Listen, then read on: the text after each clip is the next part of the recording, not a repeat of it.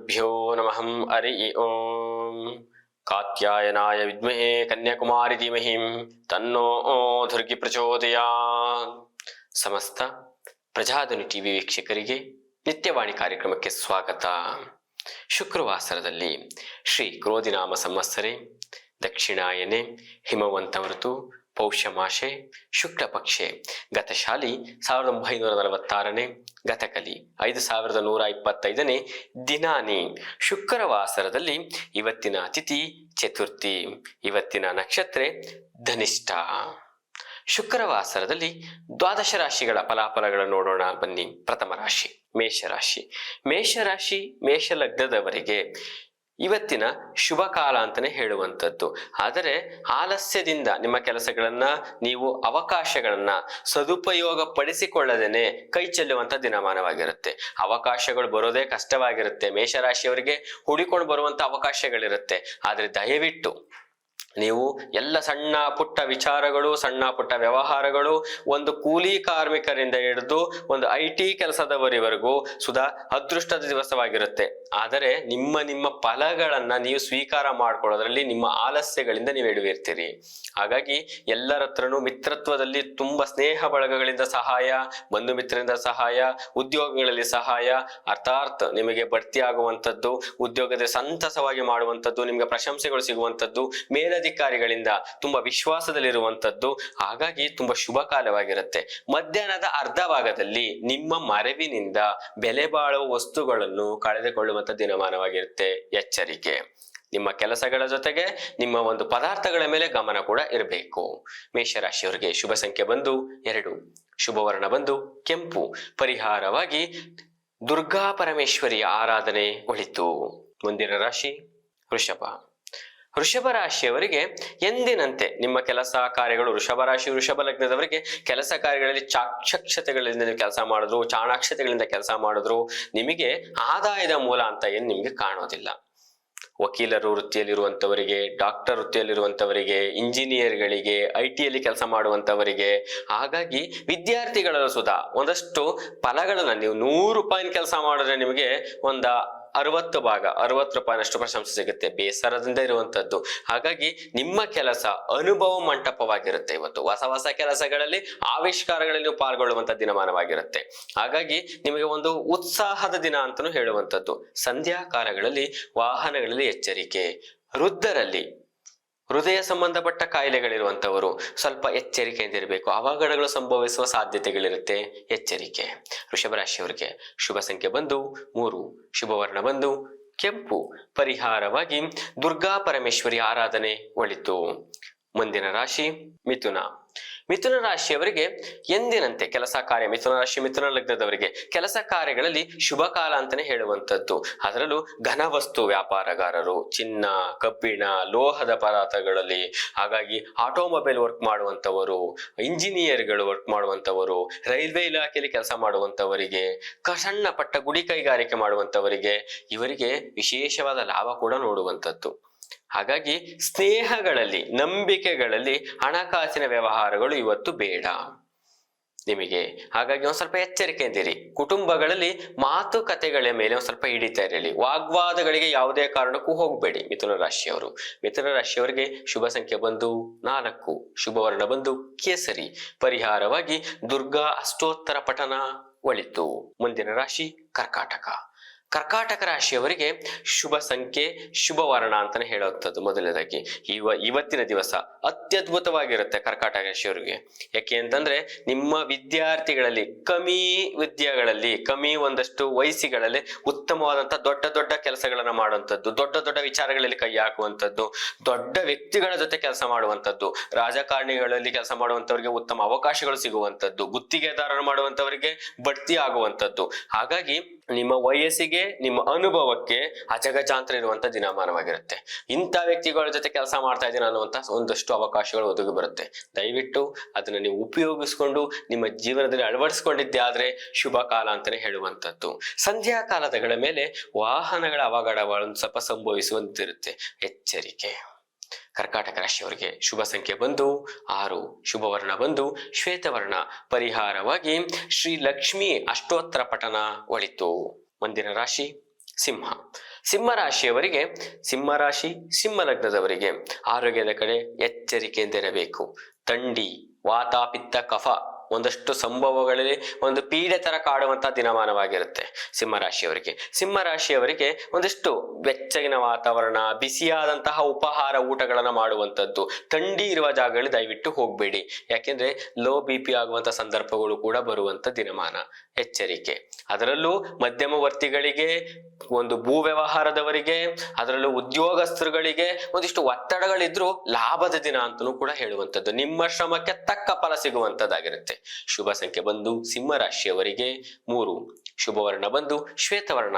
ಪರಿಹಾರವಾಗಿ ತ್ರಯಂಬಕೇಶ್ವರ ಆರಾಧನೆ ಒಳಿತು. ಮುಂದಿನ ರಾಶಿ ಕನ್ಯಾ.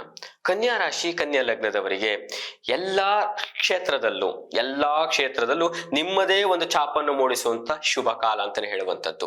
ಆದರೆ ನಿಮ್ಮ ಮಾತುಗಳು ನಿಮಗೆ ಅನುಮಾನಾಸ್ಪದವಾಗಿ ಕಾಡುವಂಥದ್ದು. ಯಾಕೆಂದ್ರೆ ಈಗಿನ ಈ ವರ್ಷದ 2025 ಅಂತಲ್ಲ, 24, 25 ಯುಗಾದಿ ಒಳಗಡೆ ನಿಮಗೆ ತಿಳಿಸೋದಾದ್ರೆ 2 ವರ್ಷಗಳಲ್ಲಿ ನಿಮಗೆ ಈಗ ನಡೆಯುವಂತಹ ದಶಾಭುಕ್ತಿಗಳ ಪ್ರಕಾರದಲ್ಲಿ ಶನಿ ವ್ಯಯಭಾಗದಲ್ಲಿರುವಂಥದ್ದು.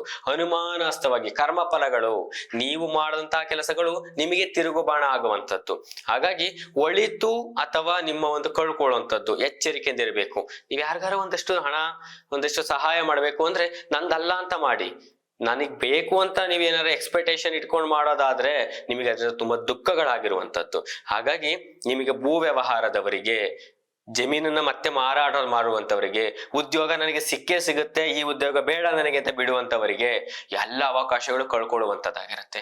ಹಾಗಾಗಿ ನೀವು ಈಗ ಏನಿದ್ದೀರಿ ಅದೇ ಕ್ಷೇತ್ರದಲ್ಲಿ ಬೆಳವಣಿಗೆ ಮಾಡೋದು, ನಿಮ್ಮ ಚಾಪನ್ನು ಮೂಡಿಸುವಂಥದ್ದು ಶುಭ ಕಾಲ ಅಂತಾನೆ ಹೇಳುವಂಥದ್ದು. ಕನ್ಯಾ ರಾಶಿಯವರಿಗೆ ಶುಭ ಸಂಖ್ಯೆ ಬಂದು 3. ಶುಭವರ್ಣ ಬಂದು ನೀಲಿ. ಪರಿಹಾರವಾಗಿ ದುರ್ಗಾ ಅಷ್ಟೋತ್ತರ ಪಠನ ಒಳಿತು. ಮುಂದಿನ ರಾಶಿ ತುಲಾ.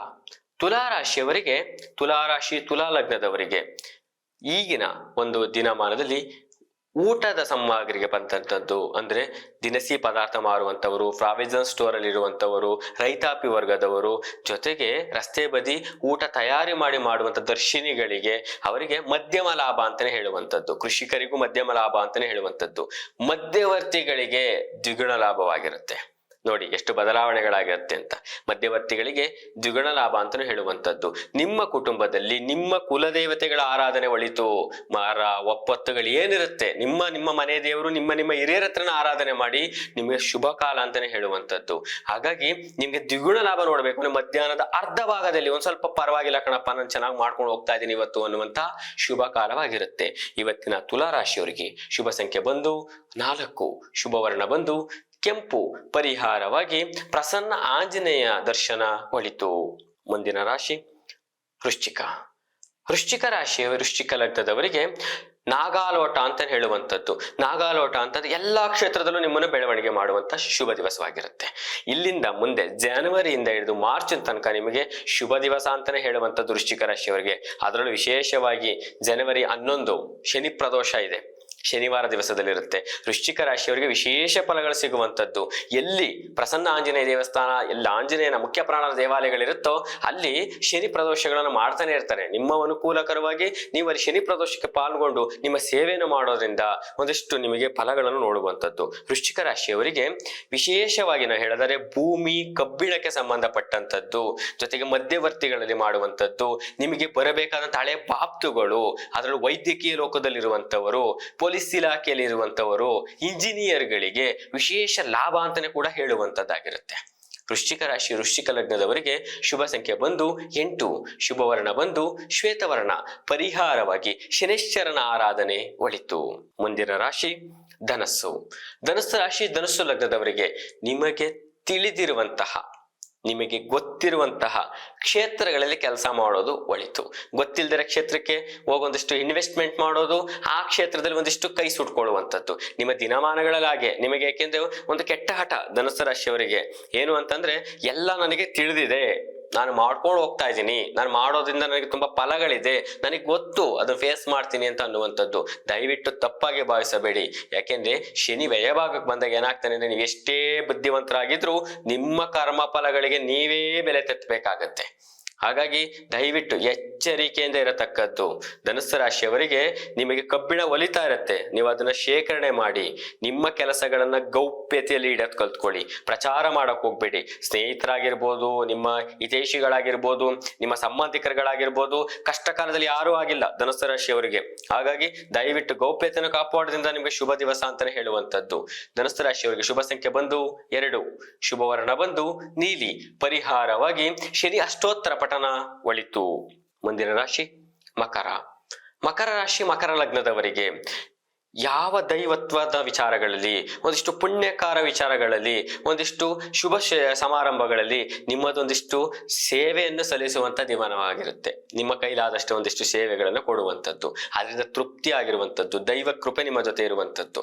ಹಾಗಾಗಿ ಇವತ್ತಿನ ಮಕರ ರಾಶಿಯವರಿಗೆ ಶುಭ ದಿವಸವಾಗಿರುವಂಥದ್ದು ಅಂತ ಹೇಳಬಹುವಂಥದ್ದು. ಯಾಕೆ ಅಂತಂದ್ರೆ ಎಲ್ಲದರಲ್ಲೂ ದ್ವಿಗುಣ ಲಾಭ. ರೈತಾಪಿ ವರ್ಗ, ಅದರಲ್ಲೂ ಹೈನುಗಾರಿಕೆ ಮಾಡುವಂಥವರಿಗೆ, ಕೃಷಿಕರಿಗೆ, ಅದರಲ್ಲೂ ಸುಧಾ ಟ್ರಾನ್ಸ್ಪೋರ್ಟ್ ಅಂದ್ರೆ ಯಾರು ಡ್ರೈವರ್ಗಳಾಗಿರ್ತೀರಿ, ನಿಮಗೆ ಯಾರು ಈ ಜಾಗದಿಂದ ಇನ್ನೊಂದು ಜಾಗಕ್ಕೆ ಕೃಷಿಕರಿಗೆ ಒಂದಿಷ್ಟು ಸಹಾಯ ಮಾಡುವಂತವರಾಗಿರುತ್ತೀರಿ, ಅವ್ರಿಗೆ ವಿಶೇಷ ಬಲಗಳಾಗಿರುತ್ತೆ.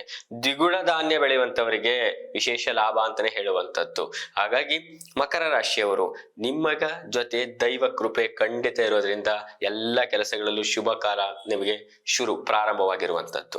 ಮಕರ ರಾಶಿ ಮಕರ ಲಗ್ನದವರಿಗೆ ಶುಭ ಸಂಖ್ಯೆ ಬಂದು 1, ಶುಭ ವರ್ಣ ಬಂದು ಕೆಂಪು. ಪರಿಹಾರವಾಗಿ ಶ್ರೀ ಅಷ್ಟೋತ್ತರ ಶಿವ ಅಷ್ಟೋತ್ತರ ಪಠನ ಒಳಿತು. ಮುಂದಿನ ರಾಶಿ ಕುಂಭ. ಕುಂಭ ರಾಶಿ ಕುಂಭ ಲಗ್ನದವರಿಗೆ ಇಪಿಸ್ಸ ಫಲಗಳನ್ನ ನೀವು ಪಡ್ಕೊಳ್ಳೋದಿಕ್ಕೆ ಆತುರ ಪಡುವಂಥದ್ದು. ನಿಮಗೆ ನೀವು ಸುಮ್ಮನಿದ್ರೂ ಕೂಡ ನಿಮ್ಮ ಹತ್ರಕ್ಕೆ ಬರ್ತಾ ಇರುತ್ತೆ ಫಲಗಳು, ನಿಮಗಾದಂಥ ಗೌರವಗಳು ಸಿಗ್ತಾ ಇರುತ್ತೆ, ನಿಮ್ಗಾಗುವಂಥ ಸನ್ಮಾನಗಳು ಸಿಗ್ತಾ ಇರುತ್ತೆ, ನಿಮ್ಮನ್ನ ಹೊರಗಡೆಗೆ 4 ಜನ ಹೊಗಳ್ತಾ ಇರುವಂತ ದಿನಮಾನವಾಗಿರುತ್ತೆ. ನೀವು ದ್ವಿಗುಣ ಪಟ್ಟು ಬೇಕು ಅಂತ ಆಮಿಷಗಳಿಗೆ ನೀವು ಒಳಗಾಗುವಂಥದ್ದು. ನೀನು ಈ ಕೆಲಸ ಮಾಡು, ನಿನಗಿಷ್ಟು ಗೌರವ ಕೊಡ್ತೀನಿ, ಇದು ಬೇಡ, ನಿಮ್ಗೆ ಆಲ್ರೆಡಿ ನಿಮ್ಮನ್ನು ಹುಡುಕೊಂಡ್ ಬರುವಂತ ಕಾಲ ಮಾಡಿದ್ರೆ ಸ್ವೀಕಾರ ಮಾಡೋದನ್ನ ಕಲ್ತ್ಕೊಳ್ಳಿ. ಕುಂಭರಾಶಿಯವರು, ಕುಂಭರಾಶಿಯವರಿಗೆ ಯಾಕೆ ರಾಜಕೀಯ ಕ್ಷೇತ್ರದಲ್ಲಿರುವಂತವರಿಗೆ, ಸಿನಿಮಾ ರಂಗದಲ್ಲಿರುವಂತವರಿಗೆ, ಕಿರುತೆರೆ ನಟರುಗಳಿರುವಂತವರಿಗೆ, ಡೈರೆಕ್ಷನ್ ಕ್ಯಾಮ್ರಾ ಯಾರು ವರ್ಕ್ ಮಾಡ್ತಿದ್ರಿ ಡಿಪಾರ್ಟ್ಮೆಂಟ್ ಅಲ್ಲಿ ಇರುವಂತವರಿಗೆ, ಛಾಯಾಗ್ರಾಹಕರಿಗೆ ವಿಶೇಷ ಲಾಭಗಳ ಜೊತೆಗೆ ಹೆಸರು ಗೌರವ ಪ್ರಾಪ್ತಿ. ಹಾಗಾಗಿ ಒಂದಷ್ಟು ಫಲಗಳ ಜೊತೆಗೆ ನಿಮಗೆ ವಿದ್ಯಾರ್ಜನೆಯಲ್ಲಿ ವಿದ್ಯಾರ್ಥಿಗಳು ಯಾರಿರ್ತೀರಿ ಅವರಿಗೆ ಒಂದಷ್ಟು ಸಂತೋಷವಾಗಿ ಆಯಾ ನಿಮ್ಮ ಕಾಲೇಜ್, ಆಯಾ ನಿಮ್ಮ ಸ್ಕೂಲ್ ಎಲ್ಲರಿಗೂ ನೀವು ಒಂದು ವಿಶೇಷವಾದಂಥ ಮಿನುಗು ದೀಪವಾಗಿ ಕಾಣ್ತಾ ಇರ್ತೀರಿ. ಕುಂಭರಾಶಿ ಕುಂಭ ಲಗ್ನದವರಿಗೆ ಶುಭ ಸಂಖ್ಯೆ ಬಂದು 2, ಶುಭ ವರ್ಣ ಬಂದು ಶ್ವೇತವರ್ಣ. ಪರಿಹಾರವಾಗಿ ದುರ್ಗಾ ಪರಮೇಶ್ವರಿ ಆರಾಧನೆ ಒಳಿತು. ಮುಂದಿನ ರಾಶಿ ಕೊನೆಯ ರಾಶಿ ಮೀನರಾಶಿ. ಮೀನರಾಶಿಯವರಿಗೆ ಲೇಖಕರಿಗೆ, ಪುಸ್ತಕ ಮಾರಾಟಗಾರರಿಗೆ, ಜೊತೆಗೆ ನಿಮ್ಮಲ್ಲಿರುವಂತಹ ಯಾರು ಈ ಇರುವಂತಹ ದಿನಮಾನಗಳಲ್ಲಿ ಪತ್ರಕರ್ತರುಗಳಿರುವಂಥದ್ದು, ಟೀಚರ್ಸ್ ಡಿಪಾರ್ಟ್ಮೆಂಟ್ ಅಲ್ಲಿ ಇರುವಂತವರು, ಹಾಗಾಗಿ ಅವರಿಗೆ ದ್ವಿಗುಣ ಲಾಭ ಜೊತೆಗೆ ಉತ್ಸಾಹಭರಿತವಾದಂತಹ ದಿನಮಾನವಾಗಿರುತ್ತೆ. ನೆಮ್ಮದಿಯ ದಿನ ಅಂತಾನೂ ಕೂಡ ಹೇಳುವಂಥದ್ದು. ಜೊತೆಗೆ ಮನೋವ್ಯತೆ ಮನೋದುಃಖಗಳು, ಏನೇ ಕುಟುಂಬದ ಸಣ್ಣ ಪುಟ್ಟ ಕಿರಿಕಿರಿಗಳು, ಯಾಕೆ ದಾಂಪತ್ಯದಲ್ಲಿ ಒಂದಿಷ್ಟು ಸಮಸ್ಯೆಗಳು ಅಥವಾ ಮದುವೆ ಆಗಿದ್ದಿ ಒಂದಿಷ್ಟು ನನಗೆ ಡೈವರ್ಸ್ ಬೇಕು ಅನ್ನುವಂಥ ದಿನಮಾನ ಕೂಡ ಕಂಡು ಬರ್ಬೋದು ಮಧ್ಯಾಹ್ನದ ಅರ್ಧ ಭಾಗದಲ್ಲಿ. ಹಾಗಾಗಿ ಕಿರಿಕಿರಿಗಳು ಏನಾರ ಕಂಡು ಬಂದಲ್ಲಿ ನೀವು ಆ ಜಾಗನ ಬಿಟ್ಟು ಮತ್ತೆ ಬಂದು ಮಾತಾಡೋದ್ರಿಂದ ಒಂದಿಷ್ಟು ಸಮಸ್ಯೆಗಳು ಪರಿಹಾರ ಮಾಡ್ಕೋಬಹುದು. ನೀವು ಸ್ಥಳದಲ್ಲೇ ನಿಂತು ಮಾತಾಡೋದ್ರಿಂದ ಒಂದಿಷ್ಟು ಸಮಸ್ಯೆಗಳು ನಿಮಗೆ ಕಟ್ಟಿಟ್ಟ ಬುತ್ತಿ.